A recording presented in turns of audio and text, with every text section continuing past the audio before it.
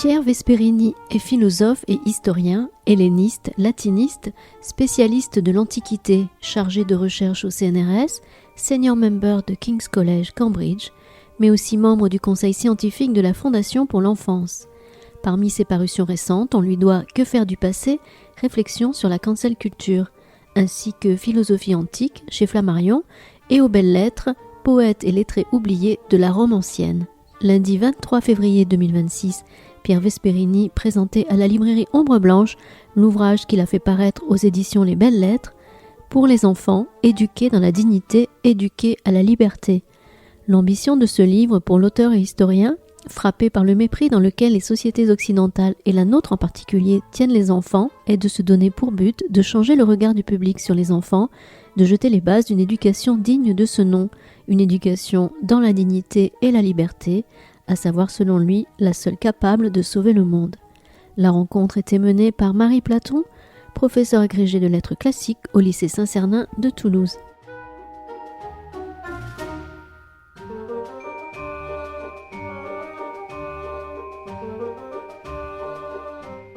Et voilà, je vais remercier Pierre Vesperini, il va revenir, d'avoir accepté l'invitation de la librairie. Il vient nous présenter son dernier livre qui d'ailleurs n'est pas encore paru. Il est là en avant-première, le livre paraîtra la semaine prochaine ou dans 15 jours. Et donc s'intitule Pour les enfants, éduquer à la dignité, éduquer dans la dignité, éduquer à la liberté, voilà, qui est paru aux éditions des Belles Lettres. Et je remercie Marie Platon qui a accepté de mener la conversation avec Pierre Vesperini. Merci à tous les deux et bonne rencontre. Bon, tu es bien là, non Donc, bonjour Pierre Vesperini. Donc, vous êtes philosophe, historien, agrégé de lettres classiques, chargé de recherche au CNRS, professeur au King's College de Cambridge et spécialiste de la philosophie antique. Vous avez publié notamment chez Flammarion un essai sur la philosophie antique et aux Belles Lettres l'ouvrage, très bel ouvrage, Poètes et lettrés oubliés de la Rome ancienne. Mais vous n'êtes enfermé ni dans l'Antiquité, je dirais, ni dans votre tour d'ivoire, puisqu'il vous arrive également d'étendre votre réflexion à des sujets actuels, comme la cancel culture, hein, dans votre essai Que faire du passé, et la question qui fait l'objet donc de votre tout dernier livre, hein, qui est celui qui nous réunit ici, donc la question évidemment de l'éducation des enfants, que les anciens désignaient sous le nom de paideia. Paideia qui n'est pas simplement ce que l'on pourrait appeler aujourd'hui la culture générale, mais qui est aussi et surtout un idéal d'accomplissement intellectuel, moral, civique, au fondement de toute société démocratique. Une paideia réussie qui doit en principe déboucher sur la formation de bons citoyens conscients et libres. Donc ce sujet de l'enfance vous tient manifestement à cœur, puisque vous êtes également membre du comité scientifique de la Fondation pour l'enfance. Peut-être voulez-vous nous dire un petit mot sur cette fondation et votre rôle au sein de cette fondation ? Merci. Voilà. Merci beaucoup. Eh bien, écoutez, en fait, pour en dire un mot, il faudrait que je raconte comment je suis entré dans cette association. En fait, donc, mon intérêt pour la question de l'enfance a commencé, je pense, quand je suis devenu père, donc en 2014, parce que, en fait, très vite, je me suis rendu compte que la façon dont j'avais été éduqué, qui était la façon dont la plupart de mes concitoyens ont été éduqués, c'est-à-dire avec de l'amour, mais aussi ce qu'on appelle les violences éducatives ordinaires, c'est-à-dire des punitions, des menaces, du chantage, et du coup, je me suis rendu compte qu'en fait, c'est donc cette éducation répressive. Et en fait, je me suis rendu compte que en fait, cette éducation ne marchait pas du tout avec mon fils. Quand il a eu 3 ans, donc il a commencé, c'était un moment où je déménageais à Paris, il vivait très mal ce déménagement, et alors il faisait des crises tout le temps, c'était terrible. Et alors moi, j'ai commencé à faire ce que ma mère faisait avec moi, c'est-à-dire je disais, attention, je vais compter jusqu'à 3. 1, 2, 3.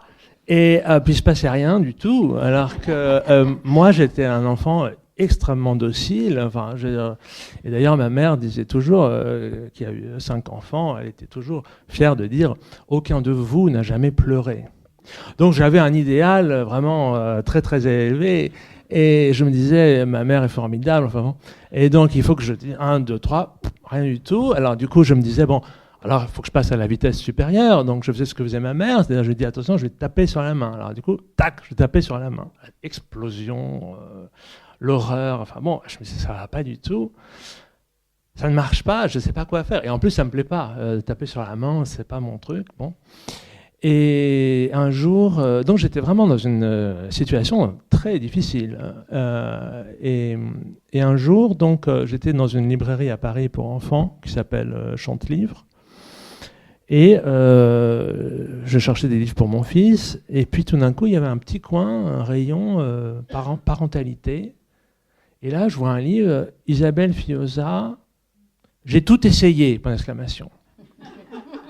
Et là, je me dis,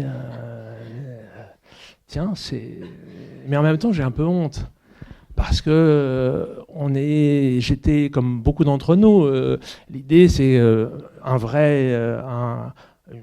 véritable adulte, un véritable père, un véritable parent. C'est quelqu'un qui sait y faire. Il n'a pas besoin de conseils, etc. Et donc, et puis par ailleurs, et ça, c'est une des question aussi qui est intéressante autour de l'histoire de l'enfance. Je trouvais que quand même, pour un philosophe, c'est horrible ce que je vais dire, hein, mais je préfère le dire parce que c'est vrai. Lire un livre de parentalité, c'est quand même pas très sérieux. Enfin bon, c'est pas bon. Mais bon, j'étais dans une telle détresse, vous savez ce que c'est. Bon, j'ai pris le bouquin et je suis arrivé à la maison et aussitôt j'ai posé le bouquin en me disant. Bon, et la deuxième chose horrible que je vais vous dire, bon, je pense que ce serait bien que ma femme le lise. Hein. Moi, j'ai des choses sérieuses à faire et ce sont quand même, bon, c'est la maman, etc. Alors, en fait, non, elle avait aussi des tas d'affaires personnelles de son côté. Donc le livre restait là et un jour, vraiment, ça de nouveau, nouvelle crise et tout. Et je me disais, bon, allez, je vais regarder un peu ce bouquin. Et là, ça a été une révolution copernicienne. Vraiment. Et c'est non seulement parce que j'ai compris que toute l'éducation dans laquelle j'avais grandi marchait sur la tête. J'ai compris qu'en fait, c'est une éducation qui ne sait pas en fait ce que c'est qu'un enfant, qui traite l'enfant comme une espèce d'adulte miniature, qui projette sur lui des défauts d'adulte. Il est ingrat, il est manipulateur, il est je sais pas quoi. Et donc il faut le dresser, le tenir, le punir, etc. Donc d'une part, ça renversait tout. Et par ailleurs, j'ai trouvé ça absolument extraordinaire. J'ai trouvé ça absolument passionnant de découvrir toutes ces informations que relayait Isabelle Fioza, qui viennent des recherches les plus récentes, sur justement ce que c'est qu'un enfant, c'est-à-dire, en fait, j'insiste dessus, sur ce que c'est qu'un être humain. Parce qu'en fait, on a tendance à voir les enfants comme des espèces d'animaux exotiques, alors que l'enfant, c'est nous, à cet âge-là. Et devenir adulte, c'est pas cesser d'être l'enfant. L'enfant reste encore en nous. C'est juste l'être humain à un certain âge. Donc en fait, j'étais absolument fasciné de découvrir toutes ces choses sur l'être humain. Et à ce moment-là, à partir de là, tout s'est arrangé avec mon fils. J'ai compris d'où venaient ces crises. J'ai compris que ces crises venaient de ce qu'il vivait, de ce déménagement, et que c'était pas en tapant ou en menaçant. Au contraire, ça ne faisait qu'augmenter son stress. Donc tout est allé beaucoup mieux. Et je vivais dans l'illusion totale qu'en fait, tous les Français étaient d'accord avec moi. Parce que comme j'avais trouvé le livre chez Chantelivre, exposé comme ça, je me disais, ça c'est vraiment le b.a.-ba en France, tout le monde est d'accord là-dessus, c'est comme ça qu'on élève les enfants en France, c'est merveilleux. Et jusqu'en 2023, où je lis une énorme interview dans Le Monde d'une psychanalyste et psychologue très connue qui s'appelle Caroline Goldman et qui parle de son best-seller « File dans ta chambre ».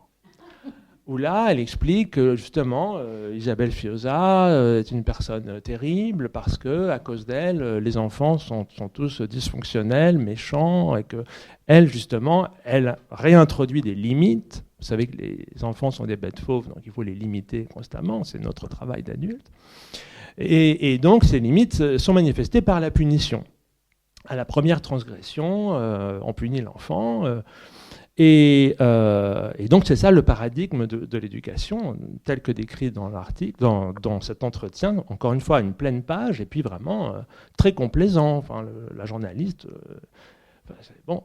Et là je suis totalement bouleversé parce que je me dis mais comment est-ce que c'est possible que le quotidien de référence national nous dise qu'au fond le grand principe de base de l'éducation, c'est la punition des enfants en les enfermant dans leur chambre. Et à ce moment-là, et c'est ça qui est aussi intéressant, c'est que j'ai voulu... évidemment, j'ai tout de suite pensé, comme vous l'avez dit, j'interviens souvent dans l'espace public, et j'ai tout de suite pensé à faire une tribune en réponse à cet entretien. Mais en même temps, j'étais tout de suite, j'étais en même temps très hésitant. D'une part, parce que je n'étais pas un expert de l'enfance. Je suis un philosophe, je suis un spécialiste de l'Antiquité, etc. Donc je dis, bon, je connaissais beaucoup de choses sur les enfants, je m'intéressais beaucoup à cette question. Mais enfin, voilà, je n'étais pas un expert de l'enfance. Et deuxièmement, le thème de l'enfance n'est pas un objet noble pour un intellectuel.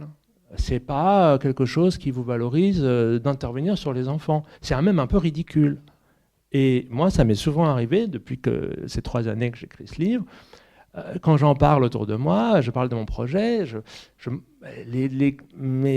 beaucoup de mes collègues sont un petit peu gênés. C'est comme si je travaillais sur les femmes, si je travaillais sur les prisons, si je travaillais sur les migrants, si je travaillais sur l'Ukraine, sur n'importe quoi, on trouverait ça très bien. Mais travailler sur les enfants, c'est bizarre. Et si vous regardez le rayon sciences humaines, vous ne verrez pas grand-chose sur les enfants. Les enfants sont relégués au rayon parentalité, développement personnel, et justement, c'est la vie pratique, bon, c'est pas intéressant. Bon. Et donc voilà, je dois avouer que je me disais, je vais me rendre un peu ridicule. Et c'est idiot, je vous le concède, mais enfin, on est aussi fait de ce genre de crainte, de quoi je vais avoir l'air, etc. Bon, bref, mais cet entretien m'avait tellement choqué que finalement, une nuit, je me suis levé, il était 2h du matin, et j'ai écrit cette tribune à partir de toutes les notes que j'avais dans mon ordinateur. J'ai écrit cette tribune, et à 8h du matin, je l'ai envoyée au Monde, et j'étais très remonté. J'ai dit, je veux une réponse avant midi, etc. Sinon, je publie ailleurs, je veux que ça apparaisse très vite. Et ils m'ont répondu tout de suite. Et ils ont publié cette tribune. À la suite de laquelle elle s'intitulait « Punir un enfant en l'enfermant dans sa chambre est très efficace pour le dresser, pas pour l'éduquer ». Cette différence entre dressage et éducation est fondamentale. Et à partir de là, je me suis dit, c'est bon, je vais pouvoir retourner à mes affaires, puisque j'ai rétabli la vérité, tous mes concitoyens pensent comme moi, cette dame est un peu excentrique, le monde a commis une petite erreur, un petit dérapage, et puis c'est fini. Bon. Et puis là-dessus, je me suis rendu compte, il y a eu 500 commentaires, tous protestants, mais qu'est-ce que c'est que ce philosophe, mais de quoi il se permet, etc. Bon. D'ailleurs, la question de l'expertise, justement, est très intéressante, parce qu'en réalité, personne n'est expert de l'enfant. De même que personne n'est expert de l'adulte. Encore une fois, l'enfant, c'est l'être humain. C'est pas une espèce exotique. Donc, chacun a un angle sur l'enfant. Il y a des professionnels de l'enfance, il y a des juges pour enfants, il y a des sociologues, il y a des anthropologues de l'enfance, il y a des éducateurs spécialisés, il y a des psychologues. Je veux dire, il y a énormément de regards sur l'enfant, de regards d'experts, mais par ailleurs, nous tous, nous avons une expertise, parce que nous avons tous été enfants. Et en fait, souvent, on veut oublier un petit peu cet enfant qu'on a été, parce que voilà, souvent c'était bien, mais parfois c'était bien, parfois c'était plus ou moins bien, mais enfin, c'est pas très drôle de se rappeler une période où on était un peu des citoyens de seconde zone. Et devenir adulte, c'est enfin, maintenant, ça y est, j'ai cette dignité pleine et entière de l'être humain. Merci. Alors, effectivement, dans l'avant-propos de votre ouvrage, comme vous venez de le faire, vous soulignez ce paradoxe criant de nos sociétés, qui est que l'enfant, très, très volontiers, on le présente comme enfant roi, enfant tyran, etc. Mais on se rend compte que c'est finalement le grand oublié des politiques publiques, qu'il n'intéresse pas les intellectuels, effectivement. La question de leur éducation, elle est exclue du champ intellectuel, reléguée parfois, comme vous l'avez dit, au rayon vie pratique, épanouissement, enfin, développement personnel, etc. Donc en fait, le supposé roi n'est même pas un sujet, n'est pas un sujet sérieux, digne. Comme si finalement parler des mineurs, c'était là encore une question mineure ou quelque chose de pas très essentiel. Pourtant, il n'en a pas toujours été ainsi. Il y a bien des époques, l'Antiquité, la Renaissance, le siècle des Lumières, où l'on a réfléchi à l'éducation, où les penseurs, les écrivains cherchaient à poser les bases peut-être d'une nouvelle éducation qui devait permettre l'avènement d'un individu aussi nouveau et sans doute meilleur. Donc, qu'est-il arrivé à nos sociétés, À partir de quand on a cessé de croire dans le progrès, dans la perfectibilité de l'être humain, dans le fait que nos enfants pourront, je ne sais pas, devenir meilleurs que nous ne le sommes aujourd'hui? Oui, c'est vrai que ça m'a intéressé, j'ai été frappé par ça. C'est-à-dire qu'on disait, mais qu'est-ce que c'est que ce philosophe qui parle de ça? Alors que toute la tradition philosophique classique parle d'éducation, en fait. Que ce soit chez Platon, chez Aristote, il y a aussi des traités de Kant, de Locke, bien sûr de Rousseau, Montaigne, enfin bon. La question de l'éducation de l'enfant, elle est absolument permanente dans la philosophie. Alors, qu'est-ce qui s'est perdu? C'est difficile à dire. J'ai une théorie. Ce que je pense, c'est que notre monde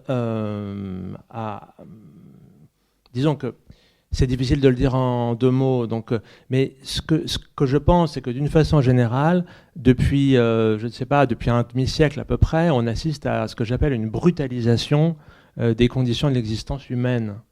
Alors, il y a beaucoup de gens qui appellent ça le néolibéralisme, mais quel que soit le nom dont on l'affuble, on en voit les manifestations quotidiennement dans la dégradation de la santé, de l'école, de la justice, de la vie publique, des services publics en général, au profit du marché, disons. Et cette brutalisation de la vie humaine fait que les adultes sont sommés en fait d'être disponibles au marché, donc d'être constamment dans la production d'argent pour le marché. Et donc ce qui compte, c'est pas du tout leur épanouissement d'être humain. Ce qui compte, c'est qu'ils produisent du profit. Et à ce moment-là, effectivement, mais pourquoi continuer cette tradition classique consistant à se poser la question quelle est la meilleure éducation à donner à l'être humain pour qu'il s'épanouisse, puisqu'on veut juste des exécutants dociles. Je vous donne un exemple qui m'a tellement frappé.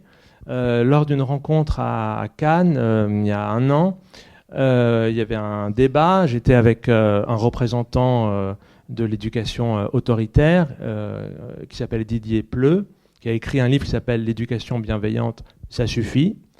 Et nous étions tous les deux devant un auditoire grisonnant et très acquis à la cause de l'éducation autoritaire. Donc moi je défendais l'éducation démocratique. Et à un moment donné, une dame, une jeune femme, a pris la parole et elle a dit « Mais c'est très bien tout ce que vous dites. Moi, j'essaye d'élever mes enfants dans la non-violence. mais je me fais du souci. Comment ça va se passer plus tard quand il devra obéir à son patron ? Si je l'élève dans le respect de sa dignité, dans le respect de ses émotions, dans l'articulation de ses désirs, qu'est-ce qui va se passer ? Là, je développe, hein, mais c'est ça qu'elle disait. Je me fais du souci, comment ça se passera avec son patron plus tard ? Et Didier Pleu, qui était à côté de moi, il dit « Mais oui, bien, oui, évidemment, vous avez raison, madame. Je veux dire, vous avez raison de vous faire du souci avec ces histoires-là de questions démocratiques. » Donc voilà pourquoi, à mon avis, l'éducation, la question de l'éducation, de la meilleure éducation, a disparu, parce qu'on veut simplement dresser des enfants. D'ailleurs, vous vous rappelez la ministre de l'Éducation qui disait que dès la maternelle, les enfants devaient penser ce qu'ils voulaient faire plus tard, etc. Bon, c'était très amusant. Et donc voilà, c'est ça l'idée. Et c'est pour ça que le succès de Caroline Goldman s'explique, parce que ça correspond à effectivement un projet de société. Donc il y a deux projets de société qui s'affrontent, ici comme ailleurs. Oui, alors justement, il y a bien effectivement un débat entre les tenants de cette éducation autoritaire et ceux qui sont plutôt partisans d'une éducation démocratique ou bienveillante, ou le nom qu'on veut bien lui donner. Alors, qu'il y ait un débat, c'est peut-être une bonne chose, mais ce qui me frappe, c'est que c'est finalement difficile d'avoir un débat serein. Quelquefois, dans votre ouvrage, vous intégrez des discussions que vous avez pu avoir avec des contradicteurs. J'ai été frappée par la violence des réactions. Enfin, on a l'impression que c'est un sujet éminemment conflictuel, l'éducation, aujourd'hui. Pourquoi est-il aussi difficile d'en parler sereinement ? Mais parce que voilà, ce sont vraiment deux. Encore une fois, c'est un conflit que nous connaissons dans d'autres domaines, mais c'est vraiment le conflit autour de ce qu'il en est de l'humain, ce qu'il en est de la société. Quelle humanité on veut faire ? Est-ce qu'on veut faire une humanité qui obéisse, ou est-ce qu'on veut faire une humanité qui soit libre ? C'est irréconciliable. Et donc, il y a des enjeux énormes. Et donc, effectivement, en face de ceux qui défendent une éducation démocratique, on a des intérêts extrêmement puissants et des enjeux très, très forts. Ouais. Alors, effectivement, la première partie de votre ouvrage est consacrée à la situation des enfants dans le monde que nous leur faisons. Et souligne surtout que ce qu'on appelle la crise des enfants ne tient pas du tout à leur nature supposée tyrannique, mais c'est surtout une crise des adultes. C'est le résultat de 4 décennies de politique économique, sociale, libérale, qui ont effectivement conduit à ce que on peut qualifier de déshumanisation de nos sociétés.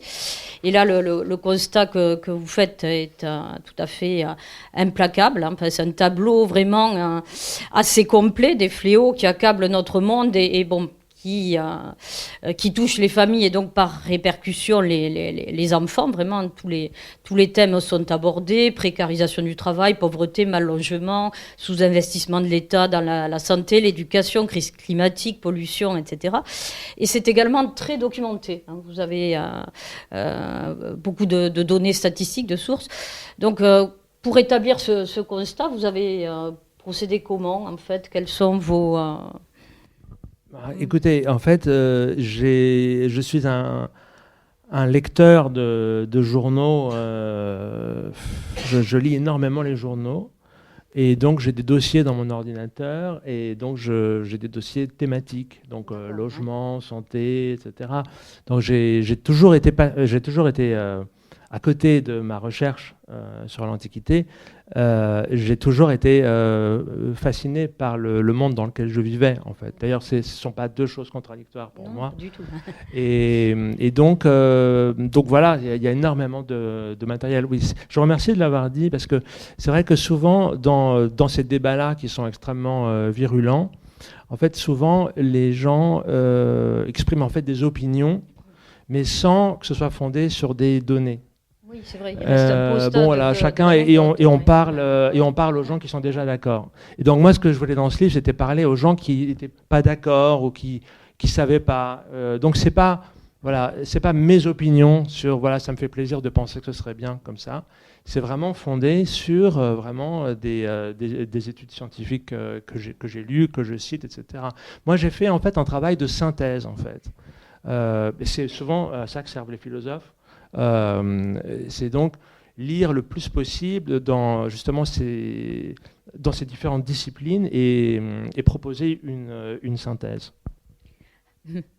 Alors, en même temps, au milieu de ce tableau très sombre de la situation des enfants dans notre monde actuel, vous effectuez parfois un petit détour par l'Antiquité. C'est sans doute lié à votre formation. Donc, par exemple, vous convoquez, moi j'y suis très sensible, Lucrèce et Pline l'Ancien, lorsque vous abordez l'impact crucial, vous savez, des 1000 premiers jours de vie sur la santé physique et mentale de l'enfant. Plus loin, vous citez Aristote avec la notion de titéion, la part divine de l'enfant, qui est malheureusement trop souvent nié ou brisé par une éducation justement qui s'apparente au dressage. À plusieurs reprises, vous citez Plutarque également. Donc, dans quelle mesure les concepts qui sont développés par les philosophes antiques sont encore opérants aujourd'hui pour penser le monde actuel, et notamment les questions éducatives? Oui, en fait, c'est amusant parce que les auteurs antiques, au début, figuraient pas tellement dans mon livre, parce que, en fait, ce qui est fondamental dans cette éducation démocratique, c'est la prise en compte des découvertes récentes de la recherche sur la nature humaine. Qu'est-ce que la recherche a montré depuis 20-30 ans, mais par des études sans nombre en psychologie du développement, c'est qu'en fait, on pourrait dire, pour aller vite, que nous naissons bons. Nous naissons, pourquoi est-ce que je dis que nous naissons bons? Parce que nous naissons de façon innée, avec une disposition à la coopération. Il y a des expériences tout à fait extraordinaires où on voit des tout petits bébés avec leur maman, on les met dans une pièce, donc c'est des petits bébés qui ne savent pas parler, on leur a rien dit, etc. Et ils voient un monsieur qu'ils ne connaissent pas, qui est en train d'étendre du linge. Et puis tout d'un coup, il fait tomber une pince à linge, et il se penche par-dessus la corde, et évidemment, il est comme ça debout, et évidemment, il ne peut pas ramasser la pince à linge qui est par terre. Et à ce moment-là, l'enfant voit et comprend tout de suite, et va ramasser la pince à linge, et la tend à l'expérimentateur. Donc ça, c'est une expérience parmi d'autres, qui montre que tout petit, et bon, il y a plusieurs explications là-dessus, les chercheurs ne sont pas d'accord sur l'explication, mais sur le constat, ils sont d'accord. Et ce qu'on constate aussi chez nous, quand nous naissons, c'est un sens profond de la justice. C'est-à-dire qu'on constate que des tout petits sont prêts à se priver de quelque chose pour réparer une injustice qui a frappé un tiers.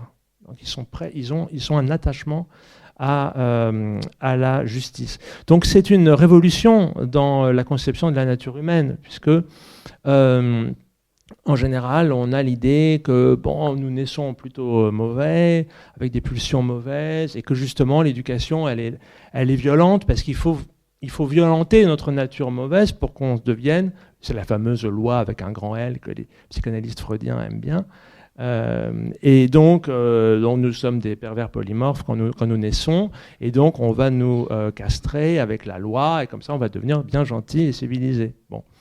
Et en fait, donc, cette conception de la psychanalyse freudienne, qui est vraiment mythologique, vient d'ailleurs du christianisme, c'est-à-dire le péché originel, l'idée que les enfants naissent mauvais. Vous savez que chez saint Augustin, les bébés qui meurent, même s'ils n'ont commis aucune faute, vont en enfer, parce qu'ils ont le péché originel, ils sont souillés par le péché originel. C'est terrifiant.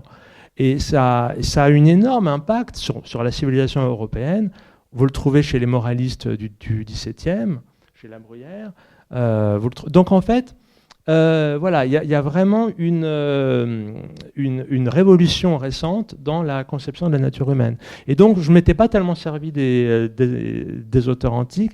C'est venu après, justement, parce que ce sont des gens qui ne valorisent pas du tout l'enfance, spécialement. Aristote dit aucun homme ne voudrait redevenir enfant, c'est horrible d'être enfant, etc. Mais ce sont tous des gens qui ont un respect de la dignité humaine et qui réfléchissent sur la dignité humaine. Et Plutarque a des phrases incroyables sur justement l'idée que menacer un enfant, lui faire peur pour obtenir l'obéissance, c'est pas comme ça qu'on éduque un homme libre. On va obtenir l'obéissance, mais on aura une âme d'esclave. Donc c'est tout le contraire de l'éducation classique. Alors, en même temps, il y a quelque chose qui m'intéresse beaucoup, c'est la manière dont vous déplacez le point de vue parfois, notamment sur la question des violences éducatives, des violences faites aux enfants. Et bon, par exemple, dans la gifle et la fessée, qui trouvent souvent des gens pour défendre ce type de pratique. Or, si effectivement c'était appliqué à d'autres personnes qu'à des enfants, d'autres catégories de la population, par exemple les femmes, par exemple des personnes âgées sous tutelle ou des handicapés, tout le monde trouverait ça absolument choquant. Et bon, quand ce sont les enfants qui sont ciblés, et effectivement, cette capacité d'indignation disparaît trop souvent. Alors, c'est sans doute la conséquence de ce que vous avez dit, cette croyance peut-être en la nature intrinsèquement mauvaise de l'enfant. Mais ce que vous dites là, ce décalage, on le rencontre mais constamment. Et c'est toujours amusant. Par exemple, lorsque Emmanuel Macron a fait un voyage au G7, il était accompagné par l'écrivain Emmanuel Carrère, qui a fait un reportage pour le Guardian. Et Macron déclare, et Carrère en est très frappé, il dit « J'aime pas les jeunes. J'ai jamais été jeune, j'aime pas les jeunes. » Et c'est passé comme une lettre à la poste. Enfin, personne n'en a parlé. Imaginez qu'il ait dit « J'aime pas les personnes âgées. J'aime pas les femmes. » on aurait dit « Ça va pas. » Mais dire « J'aime pas les jeunes », ça, c'est possible. Ou encore, dans Le Monde, il y avait une interview d'une pédiatre, et le titre était « Ça va paraître naïf, mais j'adore les enfants. » Elle est pédiatre. Alors imaginez, voilà, un gérontologue, ça va paraître naïf, mais j'adore les personnes âgées. On dira, t'es gérontologue, a priori, c'est plutôt raisonnable. Mais... Donc, c'est quand même... et ça c'est constant. Ce qu'on se permet de faire avec les enfants n'ont pas, et c'est pour ça que le premier principe de l'éducation démocratique que j'ai dégagé, c'est la dignité, justement. C'est le fait que, voilà, il faut partir du principe qu'un enfant, en tant qu'être humain, a la même dignité qu'un adulte. Et ça, c'est absolument pas acquis du tout. Et ça peut paraître abstrait, mais si vous vivez ce principe de façon cohérente, c'est une révolution dans votre vie. Alors justement, nous allons parler de l'éducation démocratique, puisque vous ne vous contentez pas de dénoncer ou d'endosser le rôle du lanceur d'alerte. Dans la dernière partie de votre livre, justement, vous proposez un modèle éducatif alternatif, bien éloigné effectivement du pessimisme anthropologique des partisans de l'éducation autoritaire. Et donc, ce que vous proposez, c'est un autre modèle, mais... vous ne donnez pas des recettes toutes faites ou des trucs pour faire obéir les enfants ou des solutions miracles comme le promettent peut-être les coachs qui prospèrent sur les réseaux sociaux ou certains pédopsychiatres médiatiques. Vous, ce que vous énoncez, ce sont plutôt des principes. Oui, mais c'est très intéressant ce que vous dites, parce qu'en effet, même à la Fondation pour l'enfance, oui, d'ailleurs, je n'ai pas répondu à votre question. Ouais, donc c'est dans le sillage de la Tribune du Monde que j'ai été contacté, et que je suis en contact avec la Fondation pour l'enfance.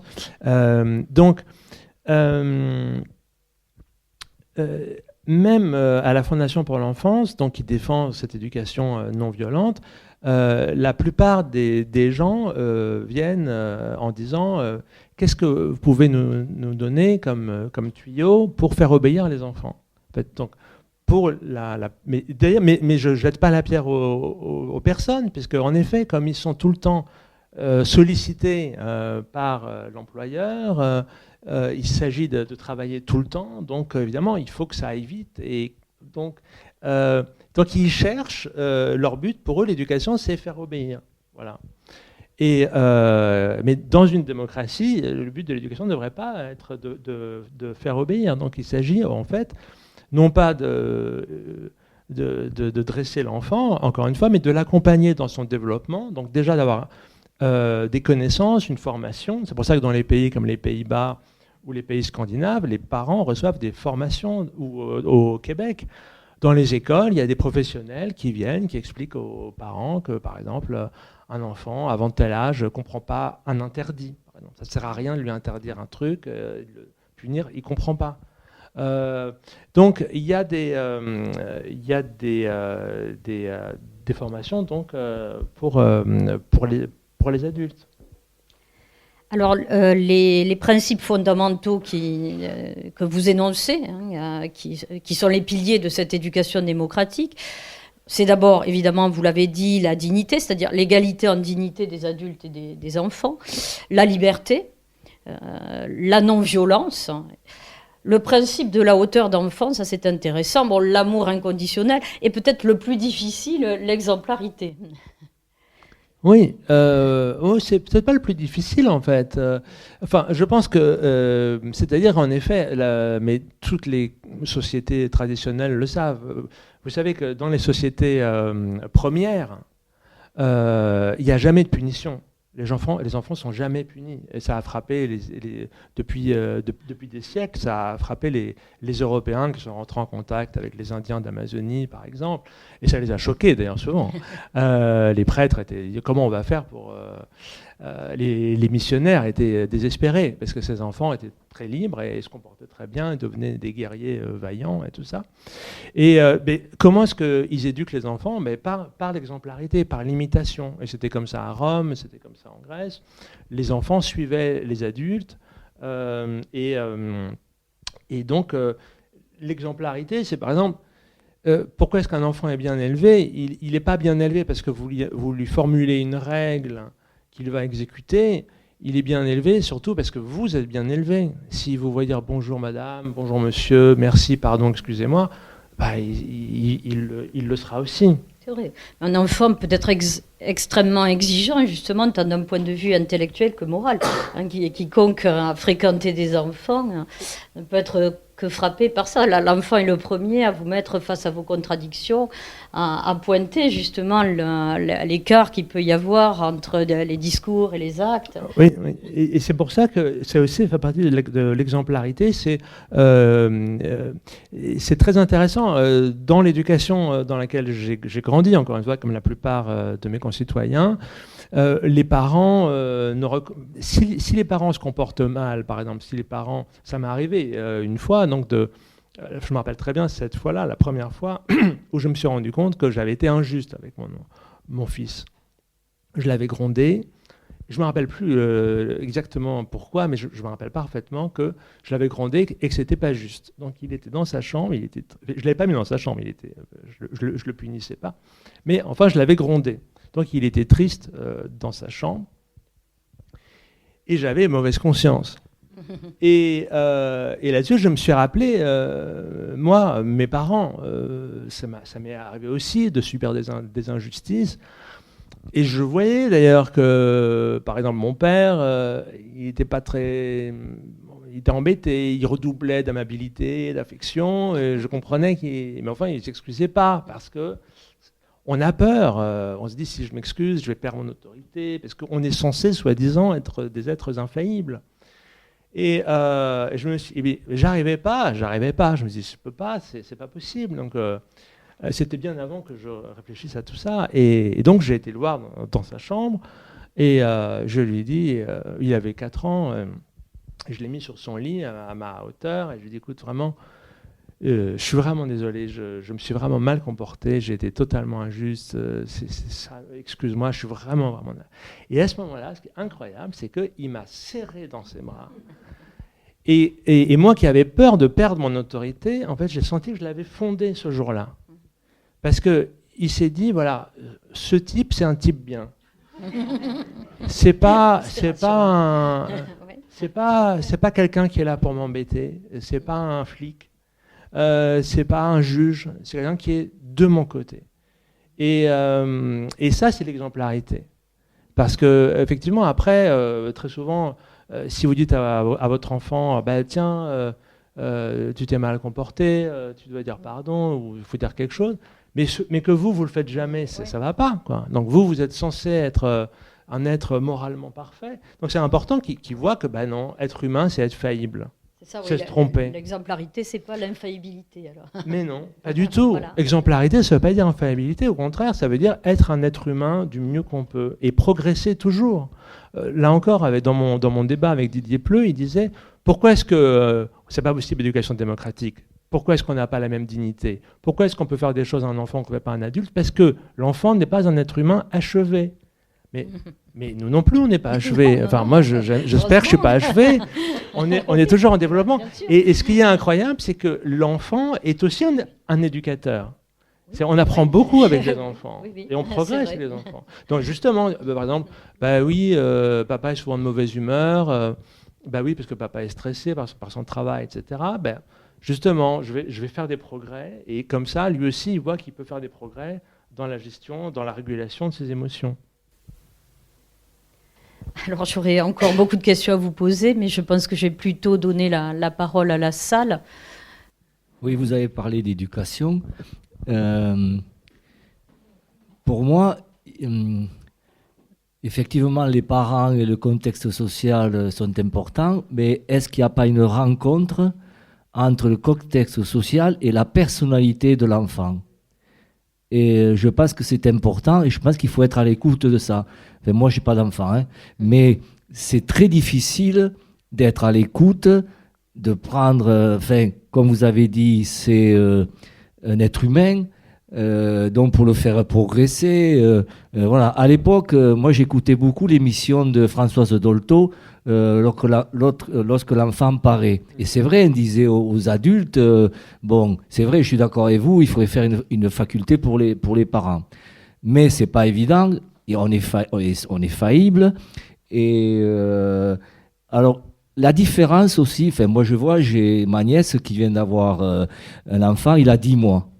Et dont le père, c'est un scientifique, c'est la perfection. D'ailleurs, il dit, mais comment je fais? Il fait ça y est. Et ma sœur est plus pragmatique. Donc, est-ce que vous faites une différence entre le père et la mère? Et en termes de psychanalyse aussi, je pense que le père ou la mère projette ses insuffisances sur l'enfant. Bon, les parents veulent que le fils soit joueur au PSG, etc., etc. Donc, on vit cette époque-là. Oui, il y a beaucoup de choses dans ce que vous avez dit. Je vais juste répondre 2 choses. À quoi ça m'a fait penser? C'est que ça me rappelle une scène dans une école en Hollande où justement, donc j'en parlais. Donc il y a une professionnelle de l'enfance qui va voir les parents et qui leur disent, vous comprenez, donc elle met un pot avec une tulipe sur sa table et elle dit imaginez que votre enfant là c'est cette tulipe, donc c'est une tulipe que vous avez, c'est pas un ficus, donc n'essayez pas d'en faire un ficus alors que c'est une tulipe, voyez. Et donc c'est pour vous dire qu'en effet les parents souvent projettent des choses sur leur enfant alors que leur enfant a autre chose à faire dans la vie.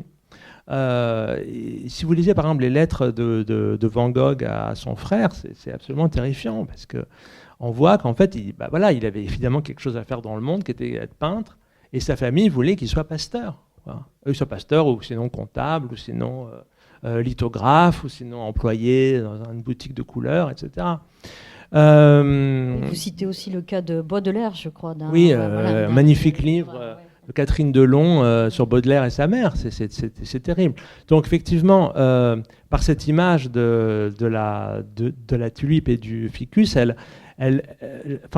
voilà, par exemple, moi, je fais très attention. Je ne cherche pas à instiller chez mon fils l'amour du latin, du grec, etc. Je le laisse faire son truc. Et la deuxième chose que je voulais vous dire, c'est à quoi ça m'a fait penser, c'est un très grand thérapeute danois qui s'appelait Jesper Juul, J-U-U-L. Il a dit une phrase, je crois que je ne la cite pas dans le livre parce que je l'ai découverte après. Il dit en fait, chaque fois qu'on est parent, en fait, il faut inventer une façon d'être parent. En fait, chaque individu, parce que vous avez dit chaque enfant est différent, mais vous-même vous êtes différent des autres, quoi.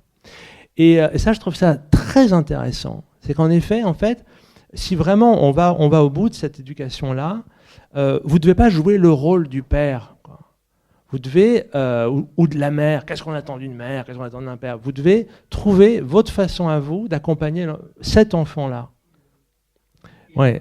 Et voilà, je trouve que c'est... J'aime beaucoup ça. Et ça m'a fait penser à une phrase de Nietzsche qui, à propos des princes, des familles royales, il dit « C'est terrible d'être un prince dans une famille royale parce que finalement, on doit toujours jouer le rôle du prince dans la famille royale et en fait, on ne peut jamais être soi-même. Et donc, on devient ce qu'il appelle une solennelle nullité. » Et je trouve ça génial parce qu'on peut l'appliquer au rôle de parent, au rôle de professeur. Professeur d'université ou directeur de thèse, on peut facilement devenir une solennelle nullité. Parce qu'on croit qu'on doit voilà, alors qu'en fait, vous devez trouver votre façon à vous d'enseigner, de diriger une thèse. Pendant que je vous écoute, je me demande si cette préoccupation, qui ne date pas d'aujourd'hui et qui concerne l'éducation, n'est pas particulièrement importante dans les pays développés, entre guillemets, où les enfants peuvent être gavés de jouets, et puis il y a une immense possibilité en effet d'éduquer, on les fait choisir ce qu'ils veulent manger. J'observe ça même dans les boutiques, les magasins. C'est la possession, comme c'est facile de posséder. Et j'ai eu la chance, parce que je suis une voyageuse, de vivre entre autres un certain temps en Inde avec... des gens, des poètes mystiques qu'on appelle les Bauls, ceux qui sont portés par le vent. Également en Afrique, dans des bas quartiers, à dormir par terre, où il y a des enfants. J'ai longtemps aussi vécu au Mexique, et entre autres c'est plus dans la ville, mais je parle des campagnes. Et j'ai l'impression que ce genre de questionnement n'existe pour ainsi dire pas, parce que en Afrique, il peut y avoir le griot, celui qui a la parole sage. Et je vois en Inde ce sourire, cette obéissance qui n'est pas une obéissance, mais cette fluidité. Et je vois que ça... Entre autres, je donne des spectacles pour enfants, justement. Et donc, je peux voir devant moi leur attitude, leur regard, leur sourire, leur gratitude. Et j'ai pu donc observer toutes ces années les différences. Et en Europe, c'est souvent plus difficile, enfin surtout en France. Et je conclus, une des très nombreuses conclusions, c'est la matière, c'est la possession, c'est la distraction. Et ces enfants qui n'ont rien, je les ai trouvés en général très lumineux, sans beaucoup d'exigences. Avec une attitude de remerciement, de quelque chose de fluide, mais peut-être je suis un peu idéaliste. Mais ce que vous dites, ça rejoint tout à fait ce qu'ont constaté d'autres voyageurs dans les sociétés traditionnelles. Et en fait, pour compléter ce que vous dites, je dirais qu'à part la question de la matière, en effet, parce qu'en fait, pourquoi est-ce que beaucoup d'adultes donnent des cadeaux comme ça à leurs enfants, c'est souvent pour compenser en fait l'absence de relation qu'ils ont avec eux. Je suis pas avec toi, mais tiens, je te donne ton joujou, puis je te donne surtout ton écran. Maintenant, il y a même des doudous intelligence artificielle. Donc voilà. Donc, ce que je voudrais ajouter, pour compléter, c'est que dans ces sociétés-là, en fait, les enfants sont élevés par toute la communauté, par tout le groupe. Vous connaissez l'adage africain, il faut tout un village pour élever un enfant. Ça se rencontre en fait partout dans les sociétés traditionnelles. Donc en fait, la misère des enfants aujourd'hui, c'est qu'ils sont élevés d'abord dans... En fait, c'est pas naturel, c'est pas normal d'élever un enfant juste dans un tout petit... Et puis, sans parler des familles monoparentales, c'est une charge énorme qui pèse sur les parents ou sur la mère seule. C'est énorme. Donc forcément, ça crée de la violence, ça crée du stress, ça crée le besoin de recourir à des méthodes de dressage. Et donc voilà, c'est ça aussi qu'il faut recréer. À part la formation donnée, mais c'est aussi tisser des liens entre les parents, entre les adultes qui s'occupent d'enfants. Je voudrais ajouter Edwige Antier, vous savez, cette pédiatre qui a été la première à essayer de faire une loi contre les violences éducatives ordinaires. C'était en 2010 et ça n'a pas marché à ce moment-là. Elle a découvert son combat parce que, enfant, elle a voyagé à cause de son père. Et c'est en voyant comment elle était en Indochine et après en Nouvelle-Calédonie. Et c'est en voyant comment les enfants étaient élevés en Nouvelle-Calédonie et au Vietnam, donc dans une immense bienveillance et en étant tout le temps avec les adultes et sans violence, avec cette fluidité, vous savez, c'est exactement ça, qu'elle s'est dit mais ça va pas ce qu'on fait chez nous. S'il n'y a pas d'autres questions, après on peut aussi poursuivre l'échange de manière plus informelle. Voilà. En tout cas, merci beaucoup à vous, Pierre.